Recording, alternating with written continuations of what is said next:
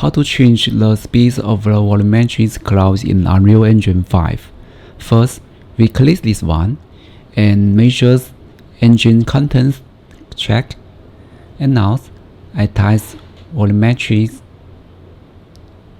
and select volumetric cloud. And I scroll it down and I find this material and enter the material instance. We open it,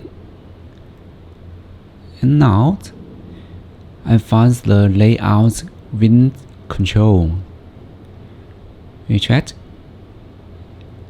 and here we can change the velocity scale value. Also, you can change the XYZ value. You can see the cloud's speed change. Yeah, that's it. Thanks for watching. See you next time.